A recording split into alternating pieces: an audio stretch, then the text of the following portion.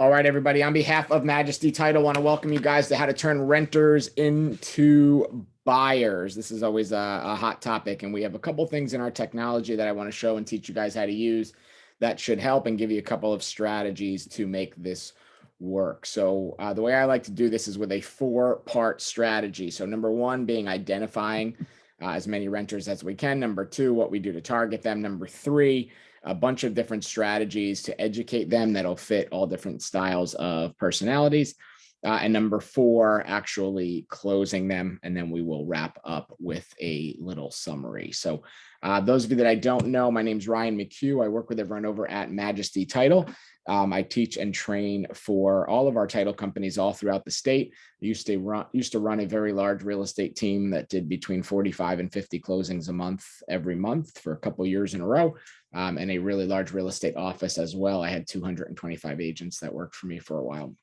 And now I spend my time focusing on helping agents grow their business. So if this is your first time joining us, welcome. We do these Zoom calls every Monday at 9 o'clock with a different topic every week. We rotate social media and technology and lead generation, all that fun stuff. And then we do in-person events in your markets once a month as well. So looking forward to meeting you guys in person if we've never met before. All right, let us dive in. How to turn renters into buyers. Number one, strategy number one, or step number one really is identifying them. When we look at the US Census data, Florida has almost 8 million households registered throughout the state, 66%. So about 2/3 of those are owned, and about 1/3 of those, 34%, are rented. So when we look across the state in general, surely it fluctuates in different areas with higher rental, more transient areas, but about 1/3 of all the people living in Florida, or a third of all the households in Florida, are rented. So huge opportunity there for us, right? Between 2.5 and 3 million households in the state are rented. So it gives us a lot of opportunity on who to go after, right? How do we find those who are renting? Now, there's a bunch of different strategies for this, but I'm just going to list out a bunch of the obvious ones. First of all, database, right? We should have everyone in our database, and we should know which ones of them are renting and which one of them are homeowners, right? And that's something that we can simply ask them. So when we're doing our quarterly calls, or when we're communicating with them in all different ways, that's one of the questions we always just want to ask. Are you renting or do you own your home? And then as we're building that, we should have a tag in our database that says renter or homeowner. So we always know what their next phase of a lead is going to be, right? If they're a renter, is the next phase to push them to another buy or into their first buy, or is it into another lease? And if they're a homeowner, we're looking to see when they're ready to be a seller or a buyer. So our database is one of the obvious ones. As we generate rental leads and work in our business, also, we're always generating renter leads to put in there. Social media. There's a lot of social clues on this, right? We'll see a lot of people in our feed talking about renewing their lease, or that they just moved in, or that they're looking for an opportunity or looking for where to live. We can look on things like Facebook Marketplace. That works really well to help identify renters. We could run a survey. So one of the things we always used to do was do surveys with either small giveaways or little rewards. So we could survey our own database, right? We could send it out, whether it be through direct mail, whether it be through an email blast, whether it be through a phone call, whatever it might be. We can survey them that way. We could survey our social media followers. We can do this with things like a poll in one of our posts on our personal or our business page. We could do it with the poll or the question feature on Instagram or Facebook stories. We could do it with a Facebook Live. They run live polls that you can click on and play around with there. There's a lot of great options to use social media and database to run surveys. You could also do it with a Google form, right? You can create a very simple Google form that has 1 or 2 or 3 questions about if they're renting or if they own a home. You could also run it as an ad on social media to try to capture those that are renting. So all those work good. We can use past MLS activity. So we could go back and look at all the rental listings that closed in the last year, right? And we know what happens if they were a rental listing and they close, meaning they put someone in there. Obviously, the person that's in that property is a renter, right? So we could go knock on the door or give them a call or follow up or work them that way. So that's always a good one. We could hit rental communities, right? They're popping up all over the place. They're fairly easy to target. I don't know about you guys, but in my area in Palm Beach County, it's like every corner there's a rental community now. A lot of things are being converted into rentals, and they're going up literally left and right. Pretty much everywhere that they're breaking dirt, it seems like they're building rental communities. So we can always see those. We can find those. We can build relationships with the leasing specialists, that are in there, that are working in there. We can target them with direct mail. Something like Every Door Direct Mail is a good one for that, because we can just target the postal route that all of the renters are in, which is good. There's plenty of tools out there to go after rentals as well, but rental communities is always an easy one. And we could run first-time homebuyer workshops, either ads or actually do the homebuyer workshop. And that's going to come up in kind of all these. But all these ways are easy ways to identify renters. And that's the first step. So when we're looking to convert renters into buyers, we need to get our pool of renters to be as big as possible, so we have people to target, which is going to be the next step, and be able to go after, right? So one of the things you should constantly be doing is working through all of these things to figure out who the renters are that are in your life already, and how we can find and identify more renters. So again, work the database, right? Work your social media, run a survey or an ad, check the past MLS activity, hit all the rental communities that you can possibly get yourself into or that they allow you to get into, whether that be, door knocking or direct mail or phone lists or working the staff. And we can also create and run first-time home buyer workshops as well. So all these things are going to allow us to identify renters, who they are. Number two, we're going to target them. We need to actually now start going after them. So number one, we need to figure out who they are. And then number two, we need to go after them. So what do we do? How do we find them, or how do we go after them? Number one, direct mail. So I'm not a huge fan of direct mail personally. However, I do realize it is something that works. And one of the best things with direct mail is being able to target certain communities or certain postal routes. So when we look at a tool like EDDM, which is Every Door Direct Mail, it's a service that USPS does, United States Postal Service does. It allows you to target by direct mail. You can buy an entire postal route. So if you see a rental community, go and grab the address, right? Or even if it just has a sign and it has the number on the main sign, go grab whatever that address is. And then you can go to Every Door Direct Mail. It's usps.com/EDDM. And you can go on there and type that address in. And when you type the address in, it will tell you what postal route it's on and how many units are in there. And then you can run a direct mail campaign to everybody that is in a specific community. So direct mail is always one way to go. Phone calls, right? We could do our, back to direct mail. We could also direct mail our database, right? If we have bulk mail permit, or if we're sending out handwritten notes and we know who's renting because we've done our homework with our database and we've worked on that good, we can do direct mail there. And we can also direct mail that old MLS strategy, right? We talked about hitting the old MLS listings and looking at the ones that have closed within the last year as rentals. We know those people in there then are renting, so we can hit them with direct mail as well. Now, as soon as you get off Every Door Direct Mail, it starts to get expensive, right? When you're doing Every Door Direct, the postage is usually about 50% of what it is when you're doing a normal mailer. But when you do bulk mail permit or individual mailing, then you're pretty much paying per stamp, so it gets expensive quick. Phone calls, the obvious one, the one that no one wants to do, but the obvious one, right? We could actually just call our database, right, and target them with a phone campaign. We could call around a certain community. So if we buy an auto dialer or any services that extracts data or information, we can attack a certain area based on where we pull the data out of. So you can use something like Mojo or RedX or Vulcan 7 to make calls specifically to a community if they're listed. Facebook favorites or Facebook lists, we can target using these strategies. Our Zoom call next week is actually going to be Facebook favorites and Facebook lists. So we'll hit on those a little bit, but this is a strategy where you can kind of go after people on social media at a higher level than just working your news feed. It allows you to focus on specific people and really be able to target specific people based on certain characteristics that you pick. So your favorites is one that you put the people that you want to target the most right now, and you can go after them easily. Facebook lists allows you to group people. So if you have, 50 people that you've identified as renters, you can target the entire list of all 50 of them with certain posts that are geared towards renters. And I'm going to show you some posts and some strategies in the education section. Strategy number 3 here that's coming up in a minute. Social media ads. So we talked about this already, but you can create a custom audience based on people that you know that are renters is one good strategy. Or you can ask questions in the ad. The copy or the image on the ad can be, tired of renting, tired of paying your landlord's mortgage, ready to build wealth, ready to go after the American dream, whatever it might be. But we can use social media ads to target the people that we've identified as renters, or even the public that are identifying themselves as renters that we just might not know yet. First-time home buyer workshops. Again, this was in the last one as well, but this is a great way to really target these renters, right? If they are renting, very often it's because they're just not educated about the process. It's nothing against them. It's just a lot of people rent because they don't know how it might be possible to buy, or they don't think they're ready without even doing any research. So they just don't. Right. So first-time home buyer workshops work really great for this. Ideally, you would partner up with a lender that you work with.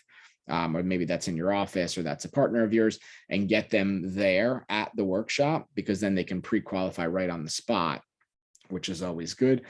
You can target with tenant or buyer consultations. So if you're meeting tenants, or you're talking to them before you start to go out to look at things, one of the things you want to do is try to convert them into a buyer right away, usually very helpful with a lender. Or if you're doing buyer consultations where you take tenants and start doing them, one-on-one. Any kind of meetings with lenders. So if your lender is doing something about how to work on their credit or how to get into a house, a lot of times lenders will do their own seminars that you can attend and go to be able to meet people that way, or work the leads that the lenders maybe are, they're trying to help convert, or they're trying to get them there, but they need a push, or they need another person. And then, of course, just any sort of one-on-one meeting, whether it's a coffee meeting or, anything that you're doing. But targeting them is the second piece of this, right? So we talked about in section number 1 there, how to identify them. Targeting them is number 2. This is something that has to be a focus. This is a focus on our lead generation. Are we sending direct mail? Probably at least monthly, every 3 weeks to 4 weeks is going to be something that we need to do if direct mail is going to be a strategy that works. And that's a long play. Phone calls. Are we calling people in our database or cold leads that are renting, every day, or a certain number of them every week to have these conversations? Are we using the Facebook favorites and Facebook lists? It doesn't mean just putting them on the favorite feed or putting them on the list, right? We have to then target them with social media content and posts. And I'm going to show you how to get some of that stuff out of our app, and some great resources for those in a minute. Social ads. Are we having one of these run all the time? Right. This is not something that we need to spend a bunch of money on. I think that's a common misconception with social media ads, is that you have to spend a lot. In Florida, $2 to $5 a day will generate us some leads every day, which really is not that bad if you think about it, right? We're spending more than that. If you're a Starbucks person, you spend more than that on Starbucks every day. So if we can use it to go out there and generate some new business, that's obviously a good opportunity. The first-time homebuyer workshops, this should be something that's just on your schedule once a month, right? You should be doing these once a month pretty much no matter what. It's a no-brainer, right? It's an easy way to pick up buyer leads. The tenant and buyer consultations, meeting with lenders, and the one-on-one meetings are all kind of when you schedule them, right? So the first set up to first-time homebuyers we're using, to kind of throw people in the funnel, and then the bottom 3 are trying to get them face-to-face. All right, so educating them. This is where, it separates the boys from the men here, right? Or the people that are doing this well and that are not. Most of the time when people make the decision on whether they're going to rent or buy, it's not always because they can't buy. It's very often because they just don't know they can buy. They don't know what the numbers look like, or it might be stressful and they're not ready to do that. So educating them correctly up front, whether it's through social media, one-on-one conversations, email marketing, whatever, is going to be something that we need to get better at. So I'm going to put up a bunch of slides in a row here with just screenshots of all different ways that you can use marketing and technology to kind of educate. But I want you guys to remember, a lot of renters still think that you need 20% down or 750 credit score to buy a house. And I realize in the market that we're in, sometimes that is what you need to have a chance.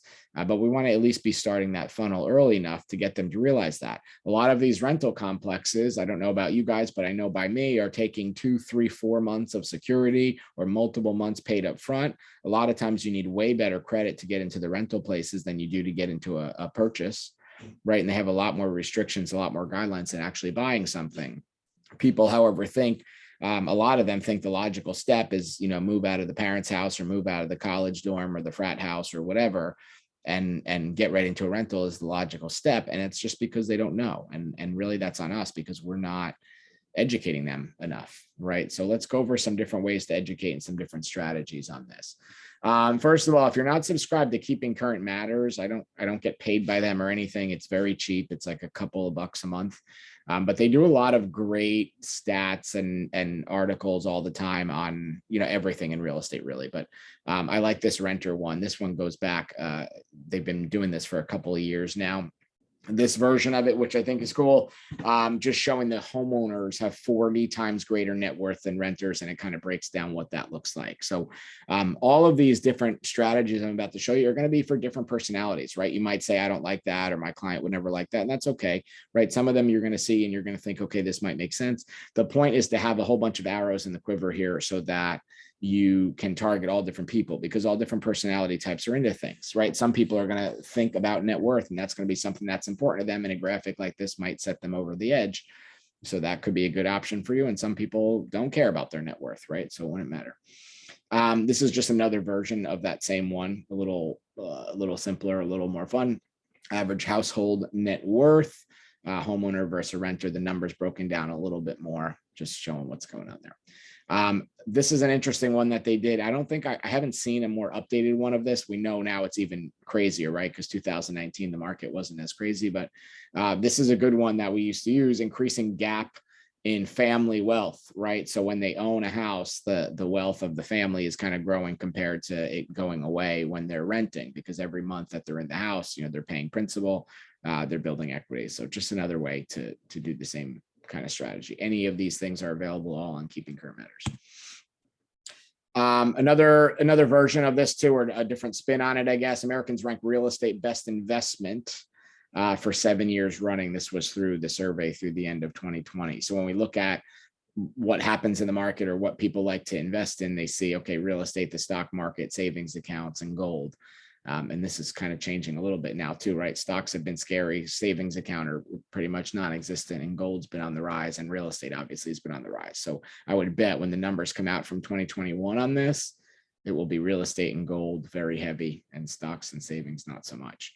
And of course, real estate's the only one of these you can live in, right? We can't live in our stock market or our savings account or our gold. And if we have those things, the blue, the orange, or the yellow there, we still need somewhere to live, right? So it's kind of an interesting spin on it, or an interesting way to spin on it. This is from our app, and I'm going to show you a handful of things, what it looks like in the app, and then the marketing flyer that goes with it, all right out of the app.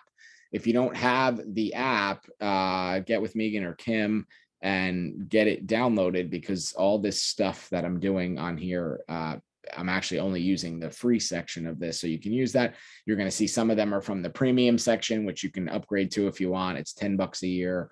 I'm not trying to sell it. I don't care if you use it or not. It just has some cool marketing in it. So one of the tools, one of the calculators in the app that I really love is called Rent versus Buy. And you plug in all the numbers on the left side of this, and it gives you a bunch of marketing pieces and a bunch of things across the top to break down the understanding of payment, actual costs, equity, and then it will give you marketing pieces to go with that. So I'm going to show you that.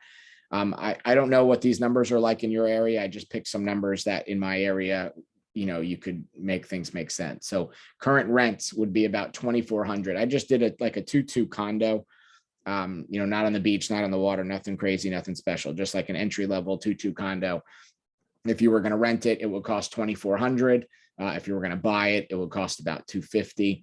Down payment, I just put 5%, right? Because you would need about that to get into something that is a purchase, right? That's the first chance you're going to have as a purchase. And that's not much more than what you would need to get into if you were renting this same thing. So the app is called Land Castle Agent, and we'll send it to you at the end if you don't have it. And then you put in the section that says assumptions. So interest rate, I put 4.25. It's some areas, some people are a little lower, some people are a little higher. That was just a safe conservative number. So I put that in there. Term 30 years. So standard mortgage, right? Hazard insurance, 1%. So 1% of the purchase price for insurance for the year. That's probably even a little conservative in most things, especially condos where there's like HO6 and things involved, but just being safe. Real estate taxes being super conservative, again, 2.2%. The average throughout the state is really less than 2%, but I'm just, again, trying to be conservative. HOA, the HOA of $300 a month, I just put in. Gross household income, that was supposed to be $60,000, not 60,000%. That's a typo, so I'm sorry for that. Home appreciation, 7%. Most areas have been growing faster than that over the last couple of years, but whatever.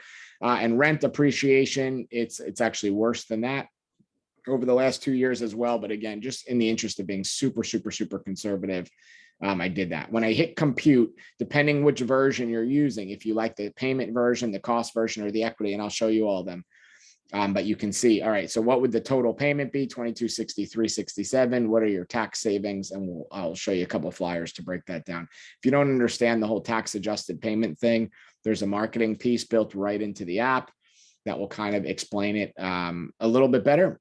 Right? What is the tax adjusted payment? When you own your home, you're able to write off the interest that you pay in the loan each year, take that interest savings, divide it by 12, right? Because that would be monthly, subtract it from your mortgage payment to give you the tax adjusted payment. So your average annual tax savings, just under $1,200 that year. Annual savings shown monthly, just under $100 monthly. Your mortgage payment, what it actually is, and then minus your tax savings, so your adjusted payment.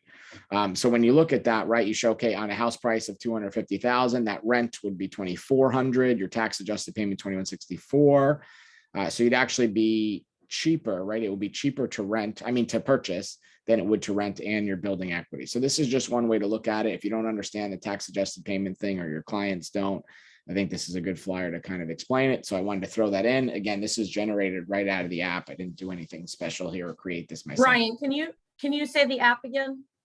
Yeah, it's called Land Castle Agent 1. Debbie was asking. Sorry. Yeah, no problem. It's Land Castle Agent 1. If you can, if you have your link, throw it in the chat and she could download it right there. If not, I'll get you one at the end. Okay. So that's the tax adjusted spot in the app that you can use. Then if you go to the one that says costs, if you look on the top, I clicked on the second option, which is costs.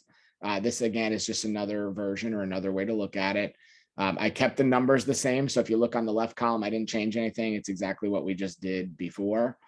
When I look at my costs, it shows you the break even point. And I'm going to show you a flyer that makes this look a little more sexy in a minute. But I love this part of the calculator because the break even point very often is less than 2 years. And a lot of people say, well, I'm just going to move in the area and try it out for a year or two. And for me, like, if you're into money at all or wealth at all, this really shows how silly it is to rent. And I think it's just a good way to show it. Right. So if you're going to be in something for 1 year, this is saying that the break even on a $2,400 rental and a $250,000 purchase, it breaks even after 12 months. So when we look at this, you'll see the cost to buy. This is what it would cost you in your first year if you were going to buy that property, $28,184.60. If you were going to rent across that same amount of time, $28,800. So after 12 months, 1 year, there's a break even, and there's some flyers right in the app for this as well, which I'll show you. The cost of owning versus renting. When renting or owning a home, there are costs involved. Owning a home usually is higher upfront cost, but while renting may be cheaper in the short term, buying may be the better option in the long haul. The graph shows whether renting or buying is a better option for the period of time chosen. So 1 year cost, home price $250,000 with 5% down. Your rent costs would be $28,800. Again, this is just another way of showing that calculator. The buy cost $28,185. It would take you 1 year to break even, and it will actually be $615 cheaper over the course of 1 year to own than it is to buy. So when we look at owning, what do we see? How much you have to bring to close, what your payments are made, your maintenance, appreciation that you're getting, the principal pay down that you're taking off of, and then the tax savings versus what it is to rent. So another way to kind of show this and play around with it, just a different version of the same data, right? Big decision. So here's a little help. When renting or owning a home, their cost involved owning a home usually is higher upfront cost, same paragraph as before, right? And it will show you the breakdown of all these things based on APR and the interest rate and all that fun stuff. So you can break down and kind of see this.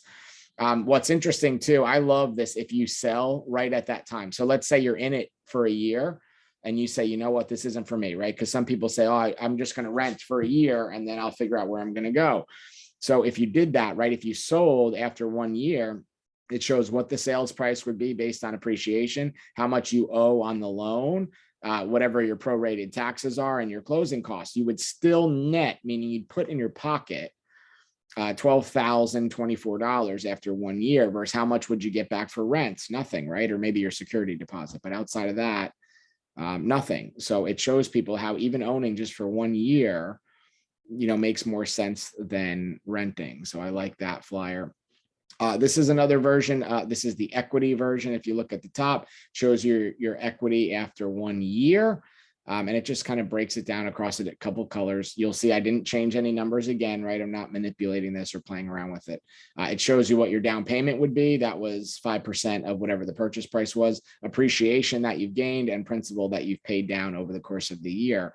So your equity would be $34,004. Now, if you remember in the last slide, right, it said we'd only net 12,000 and change. Obviously, there's closing costs, right? You have to pay when you sell, you have to pay title and taxes and real estate agents and all of that fun stuff. Debbie, you can make that flyer. I mean, I don't mind giving you a screenshot or something of my example, but you can make that flyer right in the app. So I would do that. But if you want, I'm going to get her a link right now. Okay, cool. If you want a screenshot of it, I'll post one in my Facebook group, which I'll give you the access to at the end, but you can make your own based on your numbers. Probably be better. Because I have Jupiter taxes and my own area taxes and stuff in there. So the equity play, again, total equity after a year will be 34,004 down payment. That's how much you put down. You're not losing that, right? You're putting that money down, but that counts as your equity. Appreciation, I think we base that on 10% or 7% or something over the course of a year. And then principal pay down, if you're making all your payments over the course of a year, you pay down $4,000. So this is a flyer of the equity one. Again, just another one. It's just created in the app. Each month that you make your home payment, you're gaining equity in your home. So it shows appreciation, down payment, and principal, what it looks like. Your total equity is like putting money in the bank after a year. So when you get those people that just do that, I just want to rent for a year, all these things are great to show that renting makes no sense. So all those are all different ways to kind of put this together, right? So to close on this, I just want you to keep a couple of things in mind or a couple of strategies in mind, and then we'll do some tips and then we'll wrap up. Make sure you're starting the process 90 days before their need to move date, right? If you're working with the renters that, it's March 14th and they have to be out by March 30th, you're going to be struggling, right? It's not easy to do that because first of all, what are the chances of us, we can close something that fast. If you went under contract today, I mean, it'll be a mad rush, but we could do it. But it's just not going to be easy, right? It's not going to be an easy process. So we want to be starting it further out. That also gives lenders time if they need to help clean up something on their credit or they're waiting for taxes or, it takes a couple of days to get pay stubs or documents or information. The more time we give the lenders, the more time we give title, the more time we give even the clients, right? It's the opportunity for them to be successful, which is the opportunity for you to be successful. So start at least 90 days before the need to move date. This means you have to work that database, right? We need to be talking to these people and identifying them early, because if we're not, how are we going to know when their need to move date is, right? We want to make sure we get face-to-face at all costs on this. One of the things I've always found with renters is that they try to avoid the appointment more so than buyers, right? Because they don't want to be talked into buying or have an uncomfortable conversation or have to talk about their finances. So we want to do anything we can possibly do to get them face-to-face. So if the first time home buyer workshop works, great. If, coffee or dinner or something like that works, great, whatever it is, but we need to try to get this face-to-face, whether it's in your office or theirs or a neutral spot or whatever. But we need to get face-to-face. Get them with a local, you'll see that's in caps and bold there, lender ASAP. A lot of times when people are starting their journey and thinking about buying, they jump right on, Rocket Mortgage or Quicken Loans or Zillow Loans or whatever. And, they are not getting the full picture, right? They are not having all their finances really looked at. They're typing in some very basic questions and answers and getting a number spit back out to them that they now think they can afford. And very often that's not what they can afford. And if you start with them, where they start, you're very often in some trouble, because then what they end up doing is, basing that, thinking that they can buy something at 300 when they can only buy something at 250. And you guys know as well as I do, if the first thing they see is 300 and then they can only afford 250, it's very hard for them to ever end up buying something at 250, because in their mind, they're stuck on that 300, right? So we want to get them with that local lender ASAP. That also will help convert, right? When they have someone local on their back besides just you, it will help convert, I promise. Get them out to see something in their price range to make it feel real. Even if you're a taxi driver for 1 minute, right? Or one showing, so a half hour maybe, that's when it starts to become real. Because very often, a lot of the people that are renting, they've only looked at rental communities. They haven't been in a house that would be around the same payment. So in the example I just did, it was $2,400 rent. Or $250,000 would be a condo of that same kind of equivalent. Take them out to see what an option is, even if that one doesn't work out for them, but just so they can put their feet in something that they can own. Instead of renting, to make that feel real. Use your website or the MLS to help constantly be dripping properties on them. Guys, at the end of the day, people just want to see houses, right? And that Zillow has proven that time and time again. So use your own tools so they're not doing it on their own. If you don't have every renter set up on some sort of a search, even if it's weekly or monthly, you're missing out, right? People want to see houses. And if we're letting them do it on their own, they're going to do that, right? They're going to go around us and they're going to do it. Make sure they are seeing houses digitally or physically with you as often as possible, especially in that 90-day run up, right? I don't want you to just be tour guiding or showing them around, but believe me, if they're thinking about that rent versus buy, they're going to be doing it without you, whether that's visiting the rental communities or looking at them on Zillow. If you're not guiding that process, they're either going to go around you or they're going to keep renting. That's usually what happens. So all these things kind of keep in mind as we're working on closing them. Couple of things to remember here as we wrap up. End of 2021, the average rent in Florida, and I realize we're all in different areas, but the average rent in Florida was $2,432. That was up 27% from 2020. So year over year, 27% hike. Rents should rise. They're predicted to rise between 5 to 10% this year, depending where you're at, but equity should be doing the same, 7 to 10% again. And what doesn't seem like we're slowing down, which is crazy. The longer they wait, the worse it will get. I don't know if you guys have been paying attention to the Fed, but the Fed's next big release is Wednesday, and all signs point to another rate hike. So it's going to get worse. And people think that's the reason why people should rent, because they're raising rates to buy. Think about who's going to feel this, right? People that are buying and investors, and they're going to want to take advantage of this as well. So what's going to follow? The rent rates are going to go up, right? Everything goes together.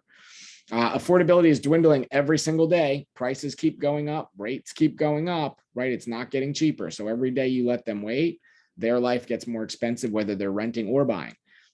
Commission for a sale obviously is much better than one for a rental, but a rental check is still better than no check. So you can't convert every one of these, and you need to be okay with that. If they're going to fight you and battle and fight and battle and fight, and the only thing you can do is put them in a rental for another year, if that's the last ditch option, do it, right? I see a lot of agents say, I'm not going to work the rentals, or I'm not going to deal with these people if they don't understand that they should buy. Put them in the rental, strengthen the relationship, and go at it again in 6 or 9 months, right? And of course, one of my favorite quotes, don't wait to buy real estate and wait. If you are not helping them understand this and educating this, all the stuff that we talked about, all the different things in the app, all the different marketing pieces, if you're not helping them understand these things, they're going to keep renting. And I don't know about you guys, but I love when people say, oh, we're going to rent for a year and just save up enough money to buy next year. If you ever follow up with them, that never happens, right? People's savings rate is nowhere near what they think it's going to be. Equity and price rising is outpacing anything that people can save. They're not getting job raises to balance those out. And with rates going up as well, that's getting less and less affordable. So when they say they're going to wait a year or 2 years so they can save money or build some credit or whatever, they're almost always getting stuck in that eternal renting cycle. So make sure you use the strategies that we talked about today, right? Locate them first or identify them first, then target them, then educate them, then close them to be able to turn renters into buyers. Summary, I think people should buy real estate, and I think you should be the person that helps them do that. And you want to make sure you use all the tools that you have in your toolbox to be able to do that, because sometimes just what you can say on your own is just not enough. It's nothing against you or me or anyone, right? Sometimes people need to see the facts, the numbers in different ways, or need to be presented in different ways. So that was my goal for today. As always, thank you guys for your business. If there's anything we can do to help earn that business, please let me know. Kerry, thank you as always for the slides and making everything look nice. Coming up next week, we're doing a Facebook favorites kind of strategy. If you're not using the Facebook favorite strategy, you should be on that call next week. It's going to be next Monday at 9 o'clock as well. And we'll send out a new Zoom link and get everything out later in the week. If you guys need anything, feel free to reach out. If you're not a member of my private Facebook group for whatever reason, it's just a coaching and training and marketing group. There's nothing for sale or no sales pitches or coaching programs that you buy or anything like that. Take out your phone, open up your camera, point it at that QR code, and it will take you directly to the Facebook group. The group is private, so you have to request access. And later tonight, when I get on social media, I will approve everyone that was on the call if they want to jump in there. In the group, there's a files section that has a lot of scripts and marketing stuff. If you want to steal any of those things, you're more than welcome to. That's why they're there. And it also always has my schedule and the links for all the classes that I'm doing and things that I'm doing locally and on Zoom. So if you want to jump in on any of those, got to be in that Facebook group. Other than that, hope everybody has a good day. If you have any questions, I'll hang on for a minute. If not, you guys are free to go. Thank you.